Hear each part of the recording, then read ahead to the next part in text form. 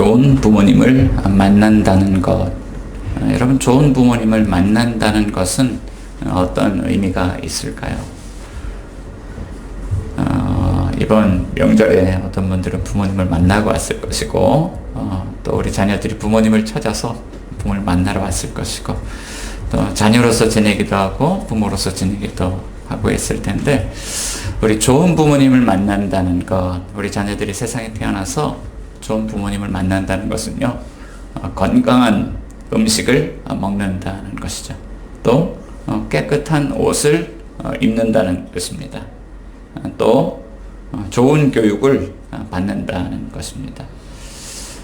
또 이렇게 자녀들이 건강한 자아상을 가진다는 것이죠. 그리고 심리적인 이런 안정감을 얻는다는 어떤 그런 의미가 있을 것 같습니다. 그런데 좋은 부모님을 만난다는 것, 자녀들이 정말 부모님 만나서 많은 특혜를 누리는데, 좋은 부모님을 만난다는 것에 정말 좋은 것은 부모님과 인격적인 관계 속에서 친밀함을 누린다는 것입니다. 그래서 부모님과 이렇게 인격적인 관계가 있을 때 우리는 부모님과 나누지 못할 그런 대화가 없고, 나의 삶에 있어서 가장 좋은 격려자, 지지자로서 부모님이 이렇게 우리를 격려해 주실 때 자녀들은 자신감을 얻고 삶을 살아갑니다. 그런데 우리가 예수 믿고 우리가 하나님과의 관계가 회복되어질 때에 우리가 하나님과 나누는 관계가 이런 관계라는 것이죠.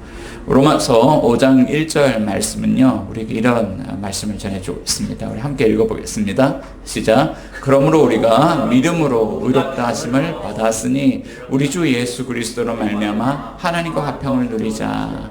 자, 우리가 예수님 믿을 때 의롭다 하심을 받는데, 믿음으로 의롭다 하심을 받은 사람들은 우리 주 예수 그리스도로 말미암아 하나님과 화평을 누린다. 전에는 하나님과 화평한 관계가 아니었는데 하나님과 화평을 누린다는 거예요. 그런데 예수님께서 제자들에게 기도를 가르쳐 주실 때 이렇게 가르쳐 주셨습니다. 너희는 이렇게 기도하라. 하늘에 계신 우리 아버지요. 그러니까 하나님이 누구십니까? 우리의 아버지라는 거예요. 그래서 하나님과 관계가 회복되어질 때에 우리는 하나님과 아버지와 자녀로서 이런 인격적인 관계를 나누고 친밀함을 나누는 그런 관계로 회복되어진다. 자, 오늘 본문은 우리에게 그래서 이런 질문을 하고 있습니다. 예수님 믿을 때 하나님과 이런 화평한 관계, 아버지와 자녀로서 나눌 수 있는 인격적이고 친밀한 관계를 여러분 누리고 있습니까? 오늘 본문이 우리에게 이런 질문을 하고 있죠. 자, 그런 관계는 어떤 관계일까요? 그런 관계를 깊이 있게 여러분 누리고 있습니까? 자, 어떻게 그 관계를 누릴 수 있을까요? 첫째, 자, 이렇게 말씀하고 있죠. 같이 한번 읽어봅니다. 시작. 신자는 예배를 통하여 하나님과의 인격적인 관계를 누릴 수 있다. 자, 하나님 우리에게요, 신자는 예배를 통하여 하나님과의 인격적인 관계를 누릴 수 있다라고 말씀하죠. 자, 우리가 하나님과의 관계가 회복되어질 때, 예수님 믿고 하나님과의 관계가 회복되어질 때 하나님과의 그 친밀한 관계, 인격적인 관계를 어떻게 누릴까? 성경은요, 예배를 통해서 누릴 수 있다라고 말씀한다는 거예요.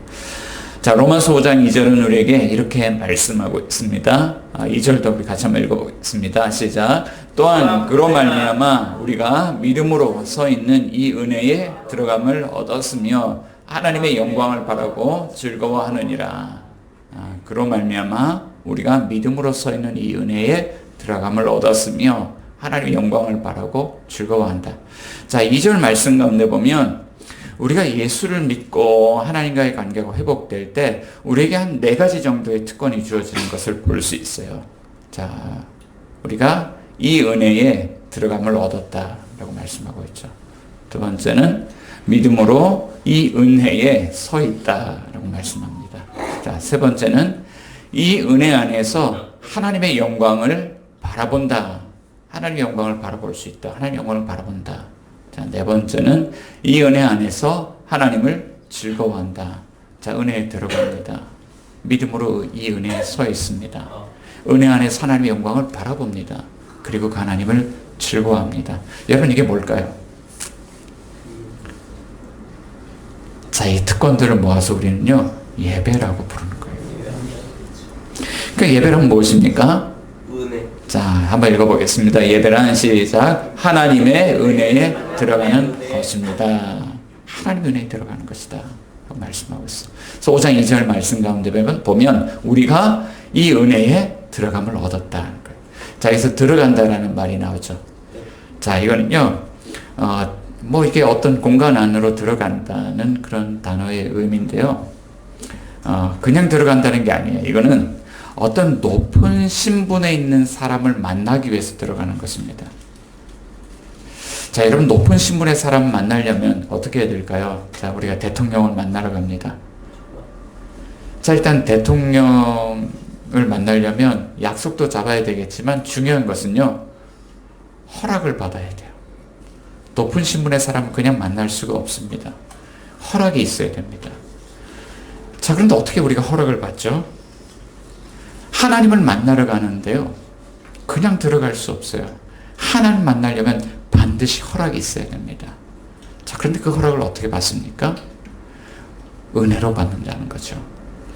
자, 바울은요, 이 로마서 말씀을 통해서 그 은혜에 대해서 이렇게 이야기를 하고 있습니다. 로마서 3장 24절 가운데 보면 그리스도 예수 안에 있는 속량으로 말미암아 하나님의 은혜로 값없이 의롭다 하심을 얻은 자 되었느니라.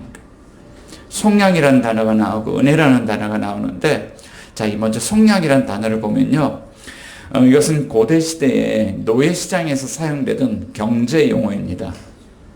노예는요, 자기 몸값을 지불할 수 없었습니다. 그래서 사고 팔리는 존재, 물건 같은 존재죠. 재산의 일부입니다. 자, 그런데 어떤 사람이 와서 이 노예의 몸값을 지불하고 그 노예를 데려가죠. 그리고 나서 자유를 선포합니다. 당신은 이제부터 자유입니다. 그러니까 이 사람은요, 노예를 소유로 삼는 것이 아니라 노예를 대신해서 이 몸값을, 대가를 지불을 해주는 거죠. 자, 그 의미가 속량이에요.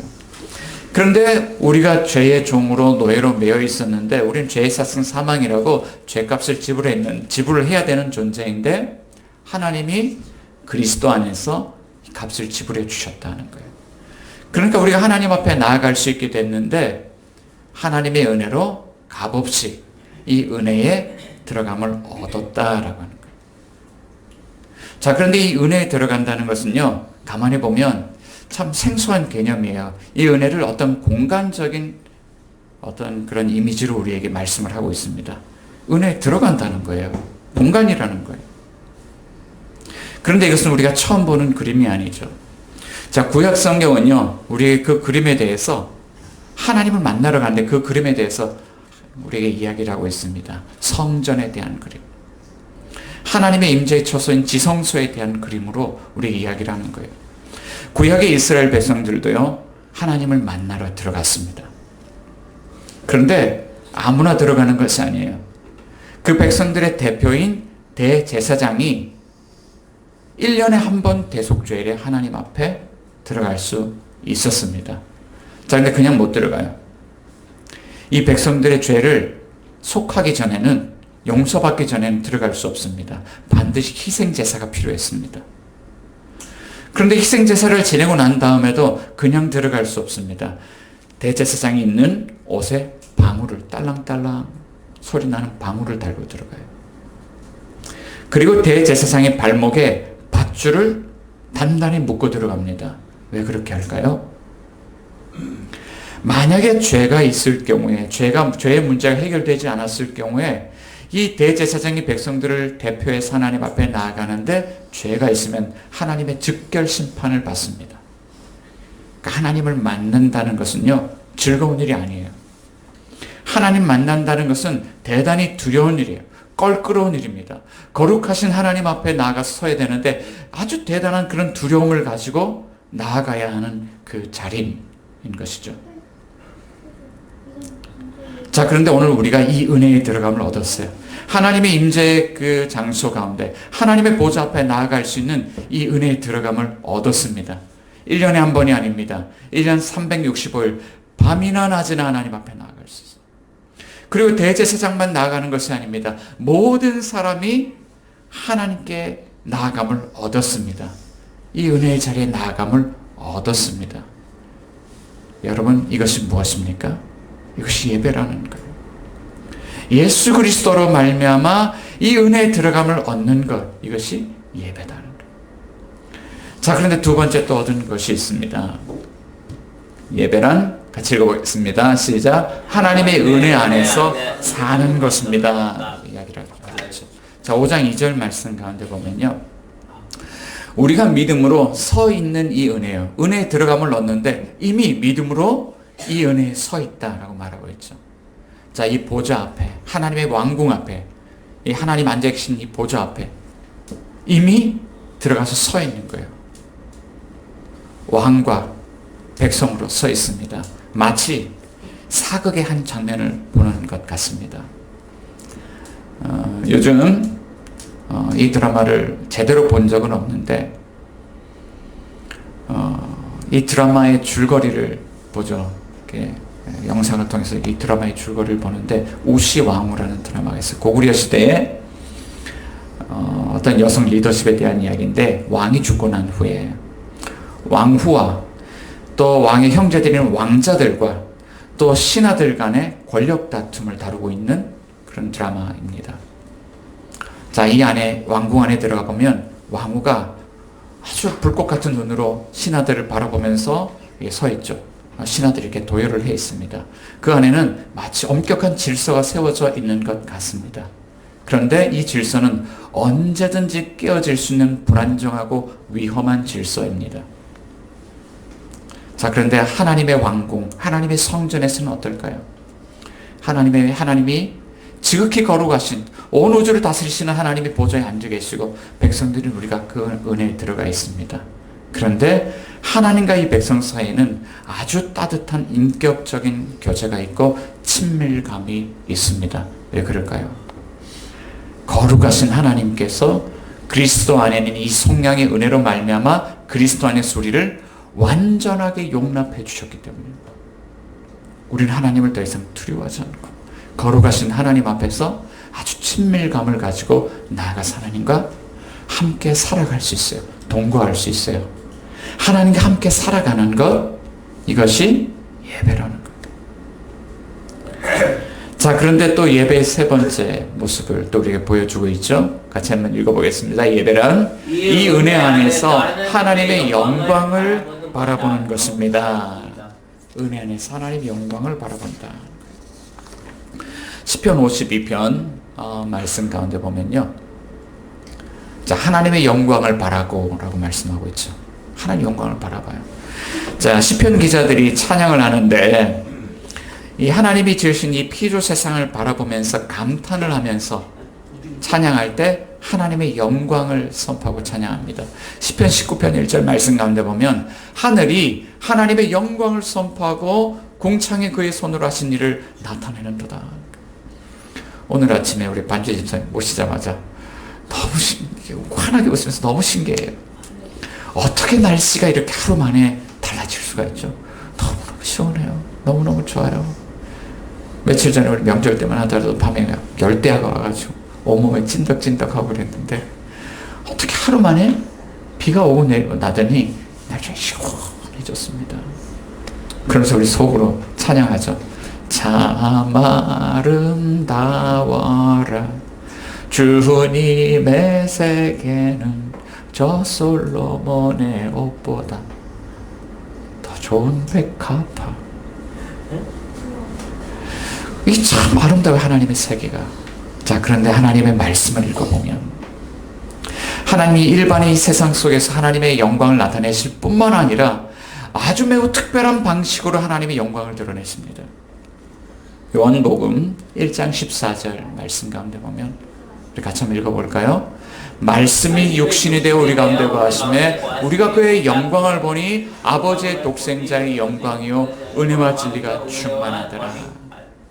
말씀이 육신이 되신 분, 하나님의 아들 예수 그리스도가 이 땅 가운데 오셔서 아버지의 영광, 하나님의 영광을 우리에게 보여주십니다. 은혜와 진리가 충만합니다. 그분이 하나님의 권위와 능력과 권세를 가지고 이 땅 가운데 오셔서 공생의 사역을 하시면서 하나님 나라를 선포하십니다. 병든 자가 낫습니다. 군대 귀신 들렸던 자가 깨끗함을 입습니다. 풍랑이 잔잔해집니다. 죽었던 자가 다시 살아납니다. 예수님을 통해서 이 땅 가운데 하나님의 영광이 곳곳에서 선포됩니다. 자, 그런데 하나님의 영광이 아주 강력하게 선포된 장소가 있었습니다. 바로 십자가입니다. 예수님은 그 십자가의 죽으심과 부활하심을 통해서 죄와 사망의 권세를 심판하시고 이 땅 가운데 영원한 생명의 역사하는 하나님 나라가 세워진다라고 하는 그 영광을 선포하십니다. 우리는 이 영광을 바라보았습니다. 자, 그런데요, 주님이 제자들에게 아직 일어나지 않을 영광에 대해서도 말씀하고 있어요. 같이 한번 읽어볼게요. 시작. 그때의 인자가 구름을 타고 큰 권능과 영광으로 오는 것을 사람들이 보리라 하는 거예요. 예배는 믿음으로 이것을 보는 겁니다. 부활하신 주님이, 승천하신 주님이 다시 오시겠다고 말씀하셨는데 그때에 인자가 구름을 타고 큰 권능과 영광으로 이 땅 가운데 오는 것을 우리가 볼 것이다. 이 문제만 이 땅 가운데 새하늘과 새 땅, 하나님 나라가 완전히 완성되는 그날을 너희가 볼 것이다. 그러니까 이 은혜에 있어서 하나님의 영광을 바라본다는 것은요, 그냥 와 날씨가 좋아졌어요, 이런 어떤 추상적이고 피상적인 영광을 보는 것이 아니죠. 구체적으로 하나님이 온 세상을 지으셨고 다스리시는데 이 복음의 은혜를 통해서, 이 십자가의 능력을 통해서 하나님이 어떻게 이 세상을 통치하고 다스리시고 어떻게 하나님 나라를 완성해 갈 것인지 구체적으로 영광을 바라보는 거예요. 그런데 예배란 또 이렇게 이야기를 해요. 네 번째 같이 한번 읽어봅니다. 시작. 이 은혜 안에서 하나님을 즐거워하는 것입니다. 자, 하나님의 영광을 본 사람은요, 하나님을 즐거워하지 않을 수가 없습니다. 자, 그런데 로마서 말씀을 통해서 바울은요, 환난 중에도 우리가 하나님을 즐거워한다고 이야기를 해요. 로마서 5장 3절과 4절 말씀인데, 자, 우리 같이 한번 읽어볼게요. 시작. 다만 이뿐 아니라 우리가 환난 중에도 즐거워하나니 이는 환난은 인내를, 인내는 연단을, 연단은 소망을 이루는 줄 알미로다. 환난 중에도 즐거워하는데 우리는 그리스도 안에 이 소망이 있기 때문에 이 환난을 견디면서 주님을 닮아갑니다. 그리고 우리 믿음이 결국엔 소망을 이뤄내는 것을 보여줍니다. 자, 예배는요, 환난 중에도 이런 즐거움을 맛보는 것이라고 이야기를 하고 있죠. 얼마 전에 이런 환난 속에 있으면서 정말 하나님을 즐거워하는 어떤 한 자매님의 이야기를 들었습니다. 이 교회가 여러 가지 그런 갈등과 어려움을 겪고 있는 교회인데 이 교회 안에 말기암으로 이제 언제 돌아가실지 모르는 권사님이 한 분 계시는데, 그런데 놀랍게도 이 권사님이 얼굴 속에 큰 기쁨이 충만합니다. 그런데 이 권사님이 아픈 중에도 유일한 한 가지 소망을 가지고 있어요. 예배하는 자리를 그렇게 사모한다는 거예요. 예배하는 자리를 그렇게 즐거워하신다는 거예요. 조금 이해할 수가 없어요. 예수 믿고 말기암에 와서 죽음이 눈앞에 왔다 갔다 하면 하나님 왜 나에게 이런 고난을 주십니까? 그래야 되지 않습니까? 그런데 예배 자리를 그렇게 소망하고 즐거워하신다는 거예요. 그런데 삶을 이렇게 돌아다 보니까요, 그런 것이 어느 정도 이렇게 조금 이해가 되는 것 같기도 해요. 저도 이게 청년 시절에, 오랜 시절을 이렇게 방황을 한 적이 있습니다. 당시 하나님이 살아계신다는 것을 믿을 수가 없었어요. 우리 가정적으로도 고난이 많고, 개인적으로도 고난이 오고, 이러니까, 어떻게 하나님 살아계신 거 맞나? 살아계시긴 한 것 같은데, 정말 못 믿겠어요. 불안해요. 자, 그래서 저는 이제 제 삶을 살아가기로 결심했습니다. 그리고 보란 듯이 성공할 거라고. 그리고 나의 삶을 사는 거예요. 교회도 안 나가요. 공부에 매진합니다. 일주일에 3일 밤을 새면서 대학원 시절에 이렇게 미생물을 연구했던 시간이 있었습니다. 무엇이든 잘하고 싶었습니다. 친구들과 만나서 술을 마셔도 1등, 공부를 해도 1등, 무엇이든지 그렇게 잘하고 싶었습니다. 그런데 이 대학원 졸업할 때쯤 돼서 삶을 돌아보니까 제 삶의 위치가 노예라는 것을 깨달았어요. 일의 노예가 됐습니다. 또 공부의 노예가 됐습니다. 관계의 노예가 됐습니다. 그것이 저에게 너무나도 큰 억압을 가져왔는데 결국엔 제 몸이 망가지고 더 이상 아무것도 할 수 없는 지경에 이르렀습니다. 자, 그런데 그때 한 사건이 일어났는데 우리 대학교 1년 후배가 갑자기 세상을 떠났다는 비보가 전달되었습니다. 그 전날 친구들과 만나서 퇴근을 하고 같이 술을 한잔하고 집에 들어가 잠을 자는데 다음날 못 깨어난 것입니다. 그 사인은 돌연사입니다. 그런데 이것이 하나의 마치 사인처럼 저에게 다가왔었는데 마음의 두려움이 엄습했습니다. 아, 우리가 이렇게 살다가 가겠구나. 이게 그 친구 이야기가 아니라 나의 이야기구나. 심각한 고민이 되었습니다. 그리고 이렇게 가는 것이 옳지 않다고 생각을 하고 공부를 내려놓아야 되겠다고 생각을 했습니다. 그리고 집에 돌아와서 짐을 싸서 기도원에 올라갔습니다. 하나님 앞에 기도합니다. 이렇게 고백을 했어요. 하나님 없이 제 힘으로 성공을 할 거라고 생각을 했는데 근데 살아보니까 제 힘으로 실패했습니다. 제 삶은 완전히 무너졌습니다. 이렇게 살다가 죽어도 그냥 죽는 건데 만약에 하나님이 저를 살리셔서 쓰신다 그러면 이제 두 번째 인생의 두 번째 라운드는 주님께 내어드리길 원합니다. 주님 내 인생 붙드시고 사용해 주십시오. 그러고 나서요 아무것도 안 했어요. 그러니까 사람들이 다들 궁금해요. 뭐 하고 있냐? 신학 한다며. 공부해야지. 뭐 하고 있냐? 신대원 들어가기 6개월 전까지도 공부를 안 하고 그냥 있었습니다. 자, 그런데요 몸은 엉망인데 하나님 앞에 나가서 기도하고 돌아서는 그 순간부터 하나님께서 회복시켜 주셨던 것이 한 가지가 있었어요. 그것은 예배입니다. 장소가 상관이 없었어요. 교회든 집이든 차 안이든 전철 안이든 어디든지 장소는 상관없었습니다. 그리고 예배하는 자리에 설교하시는 목사님이 누구인 것도 상관이 없었습니다. 하나님 그분 한 분을 바라보고 있는데요. 그분만 생각하면 눈물이 줄줄줄줄 나와요. 신대원을 준비하는 1년 기간 동안 얼마나 울었는지 모릅니다. 마음속에 엄청난 그런 죄책감들이 밀려왔어요. 내가 있어야 될 자리는 이 자리였는데 내가 왜 이렇게 방황을 했을까? 그리고 신앙생활 잘하고 있는 친구들이 있었는데 그 친구들의 삶이 너무너무 부러운 거예요. 나 회복할 수 있을까? 돌아갈 수 있을까? 나도 저렇게 살았다면 얼마나 좋았을까? 그럼 7년 내내 예배하는 자리 가운데 울고 또 울고 또 울고 또 울었어요. 예배하는 자리가 너무너무 사모가 돼요. 성경 공부도 해야 되고 뭔가 살아가야 될 삶도 살아가야 되겠지만 그런 삶보다 하나님을 예배하는 자리가 너무너무 사모되었던 그런 기간이 있습니다. 그런데 지금도요 삶을 돌아보면서 울컥하는 순간이 올라올 때가 있어요. 명절에 고향에 갔다가 이렇게 돌아오는데요. 이번에 너무나도 감사하게도 아내가 저를 대신해서 운전을 했습니다. 처음으로 카니발 운전대를 잡고 운전을 얼마나 참하게 잘하는지 몰라요. 너무너무 감사했어요. 그런데 옆에서요 찬양을 제가 듣는데 이게 좀 약간 사연이 있는 찬양인데 예전에 이 찬양 때문에 제가 마음에 큰 은혜를 받았던 적이 있는데 지난번에 우리 교회 이제 장례식이 진행될 때 미국에서 제 사촌 동생 결혼식이 있었습니다. 한쪽에서는 결혼식, 한쪽에서는 장례식이 진행됐습니다. 근데 이 결혼식이 마냥 그렇게 즐거운 결혼식이 아니에요.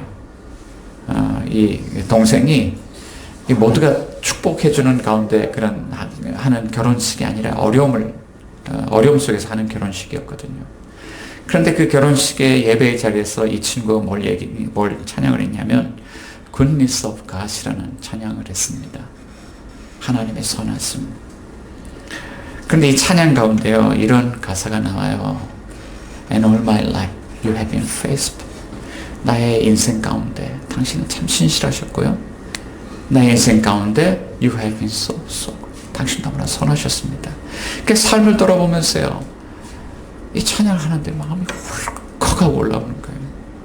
그 차 안에서요, 그 안에 옆에 운전하고 있는데 울지 않으려고 꾹꾹 참아가면서 이 찬양을 부르면서 돌아왔습니다. 여러분, 이게 은혜지, 이게 예배지 않습니까? 이 은혜의 자리에 들어가는 것, 이 은혜의 자리에서 나를 원하신 하나님, 그 하나님과 동거하는 것, 하나님의 영광을 바라보는 것, 그 하나님을 즐거워하는 것, 하나님의 선하심을 노래하면서요, 참 예배의 기쁨, 예배의 감격이 다시 이렇게 마음속에 밀려오는 이런 경험을 이렇게 가졌습니다. 그런데 오늘 이렇게 한국 교회를 돌아보면 참 이상해요. 예배의 기쁨, 예배의 감격이 있어야 될 자리에 예배의 기쁨과 감격이 보이질 않아요. 여러분들은 어떻습니까? 하나님을 예배할 때마다 이런 기쁨, 이런 감격이 울컥하고 올라오지 않습니까? 올라오십니까? 자, 근데 팀켈러 목사님 하시는 말씀이요, 이런 거예요. 예배의 방향이 문제다. 우상 숭배가 문제다. 이런 이야기를 합니다. 바울은 5장 5절 말씀 가운데 이 부끄러움에 대한 이야기를 하는데, 소망이 우리를 부끄럽게 하지 아니한다 그러는데, 어떤 사람은 부끄러워한다는 이야기. 이것은요, 이 사람이 어떤 약속을 바라고 기다렸는데 약속이 이루어지지 않을 때 실망하는 겁니다. 제가 의정부에 처음 왔을 때요, 참 어려운 상황에서 교회를 맡았는데요, 그때 새벽 기도를 하는데 하나님이 주셨던 꿈이 있었습니다. 제 꿈 이야기를 한 2번, 3번 했던 것 같은데, 새벽 기도를 올라갔다 내려오는데 꿈에요, 그때 교회 안에 구피를 한 4-5마리 키우는 어항이 있었는데, 내려오면서, 계단을 내려오면서 그 어항을 이렇게 쳐다보는 거예요. 그런데 어항이 저를 향해서 쏟아지는데, 물이 쏟아지는 것이 아니라 구피가 막 셀 수 없이 많은 구피가 쏟아지는 거예요. 이런 꿈 꾸면 되게 좋을 것 같죠. 그런데 또 하나의 꿈을 꿨습니다. 그 꿈이 지나가고 2번째 꿈이 왔는데, 3층짜리 하얀 교회 건물이 세워져 있었습니다. 근데 1층에 창문이 열려있고 옆에 새파란 큰 호숫가가 이렇게 있었습니다. 창문이 열렸는데 보니까 제가 모르는 사람들이 막 춤을 이렇게 추고 있어요. 와, 신난다. 그리고 거기를 돌아봤는데 저기 호숫가에 있어요. 우리 교회 안에 있는 집기들 있잖아요. 뭐 CD, 뭐 컴퓨터, 이 스피커 이런 게 둥둥 떠갖고 오는 거예요. 저게 왜 둥둥 떠갖고 떠내려 이렇게 밀려오는 거지? 그래서 속으로 생각을 했어요. 와, 교회 되게 부흥시켜 주시려나 보다. 하나님 건물도 주시려나 보다. 하나님 이 가전제품들 다 막 그냥 갖다 주실 건가 보다. 되게 기분이 좋았어요. 그런데 그 이후로 10년 동안의 삶은요, 꿈과는 전혀 반대 방향으로 살아왔어요. 고난의 연속입니다. 모이기는 그냥 흩어지기 바쁘고, 모이면 흩어지기 바쁘고, 교회를 하나 이렇게 세워간다는 게 얼마나 힘들지. 그래서 제가 얼마 전에 어떤 목사님들께 질문을 드렸어요. 목사님, 도대체 교회 개척을 어떻게 해야 되는 겁니까? 10년을 이렇게 걸어왔는데 마음속에 두려움이 엄습하는데 10년 또 그렇게 걸어갈 것 같아요. 목사님, 목회 20년, 30년 금방 지나가는 거 맞죠? 그럼 두려움이 막 엄습을 해요. 그런데 말씀 묵상하는데 이게 제 욕망 때문에 그렇다는 걸 깨닫게 해주시는 거예요. 아, 내가 이 목회 교회 개척 사역을 하면서 교회를 성공시키고 싶고 목회를 성공시키고 싶고 예배 자리에서 하나님을 예배하는 것이 아니라, 야, 내가 교회 목회를 예배하고 있었구나, 성공을 예배하고 있었구나. 우상은요, 우리에게 전혀 구원을 주지 못합니다. 마음속에 두려움, 수치, 부끄러움, 억압, 이런 마음을 우리가 가져다 주는 거예요. 여러분들 예배의 기쁨이 사라질 때를 한번 보세요. 무엇 때문에 예배의 기쁨이 사라집니까? 그 마음 안에요, 하나님이 아닌 다른 것을 예배하고 있을 때 우리는 예배 기쁨을 잃어버린다는 거예요. 그럼 우리가 이 예배의 기쁨, 예배의 감격을 어떻게 회복할 수 있을까요? 하나님 오늘 본문을 통해서 우리에게 말씀하시는 거는요, 이것입니다. 같이 한번 읽어봅니다. 시작. 우리를 향한 하나님의 깊은 사랑이 우리를 다시 예배로 이끈다. 하나님의 사랑이 우리를 다시 예배 자리로 이끈다라고 말씀하고 있죠. 바울은요, 로마서를 통해서 하나님의 사랑을 강조합니다. 5절 말씀 가운데 보면 하나님의 사랑이 우리 마음에 부음받았다. 또 8절 가운데 보면 하나님께서 우리에 대한 자기 사랑을 확증하셨다. 사랑을 강조를 하고 있죠.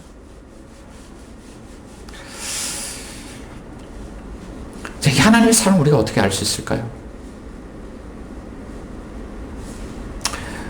우리는 이 하나님의 사랑, 하나님의 은혜를 이야기할 때 한량없는 하나님의 은혜, 측량할 수 없는 하나님의 은혜, 자비, 사랑 이렇게 이야기를 합니다.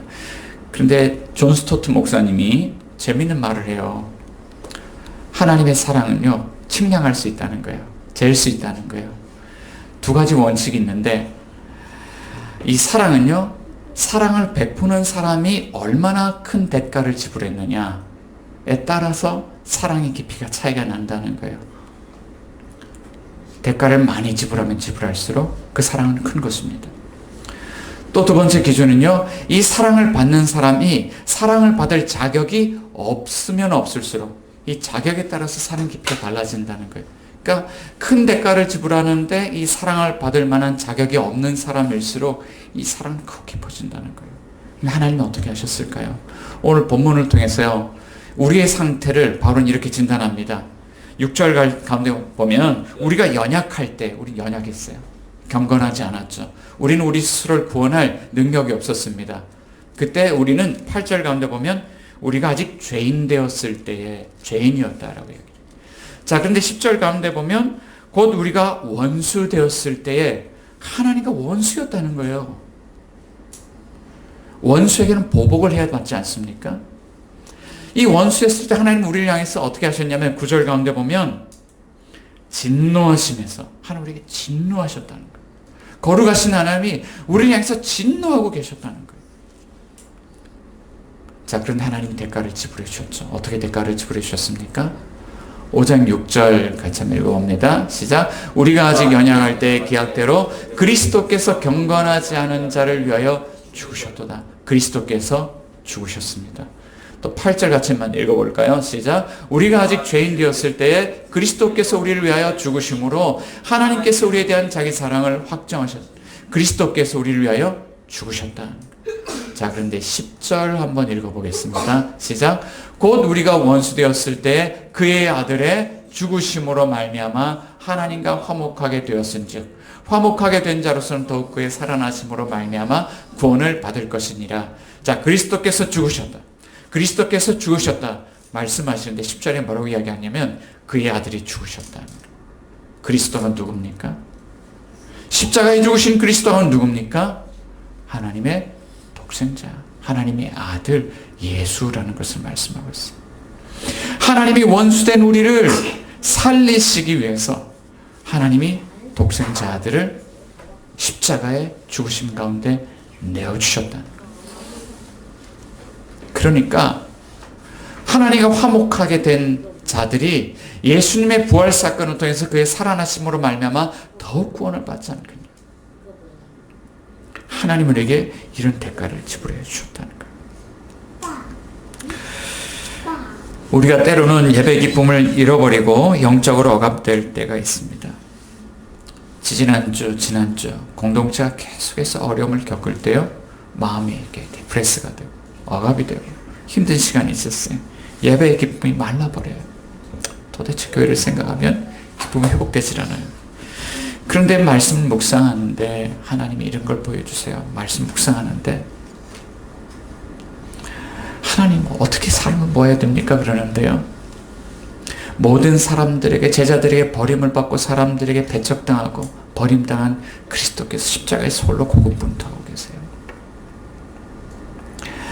하나님 너무 부끄러워요. 이렇게 사는 것이 너무 부끄러워요. 근데 말씀 묵상하는데 하나님 보여주세요. 십자가에서 발가벗김 당하고 사람들로부터 조롱당하고 있는 주님의 모습을 보여주세요. 하나님 이러다가 실패하는 것 아닌가요? 두려웠습니다. 그런데 말씀 묵상하는데 하나님 보여주세요. 공생에 3년 동안 공생의 사역을 하시다가 그 끝에 십자가에 매달려 죽으신 예수 그리스도, 실패 자리에 서 계시는 주님을 보여주세요. 하나는 왜입니까? 우리를 그 실패 자리에서 건져내셔서 하나님의 사랑받은 자녀로 살아가게 하시려고, 우리를 위해서 십자가에서 하나님이 어떤 대가를 지불해 주셨는지, 하나님이 우리를 얼마나 사랑하시는지 그것을 십자가를 통해서 우리에게 보여주신 것이죠. 이 은혜를 깨달은 어떤 시편 기자가 이런 노래를 불렀습니다. 시편 131편 2절 가운데요. 같이 읽어봅니다. 시작. 실로 내가 내 영혼으로 고요하고 평온하게 하기를 젖된 아이가 그의 어머니 품에 있음 같게 하였나니 내 영혼이 젖된 아이와 같도다. 여러분, 젖된 아이의 눈을 본 적 있습니까? 어머니 품에 안겨서 엄마를 바라보면서 가장 평온한 표정으로 생글생글 웃으며 엄마를 즐거워합니다. 전혀 두려워하지 않습니다. 이 연약한 아이가 전혀 두려워하지 않습니다. 그런데 하나님이 우리에게 그리스도를 통하여 그리스도 안에 주시는 봄이 이와 같다는 거예요. 내가 엄마 품에 안긴 젖된 아이와 같습니다. 사랑하는 여러분, 예배는 이 은혜에 들어가는 것입니다. 이 은혜 주님의 품에 안겨서 이 은혜 안에서 하나님의 영광을 바라보며 하나님을 즐거워하는 것입니다. 여러분, 예배의 기쁨이 사라졌습니까? 메말랐습니까? 십자가의 주님을 바라보십시오. 그 주님을 믿으십시오. 하나님 저와 여러분들에게 예배의 기쁨, 예배의 감격을 다시 회복시켜 주실 것입니다. 이런 은혜가 있기를 예수님의 이름으로 축원합니다.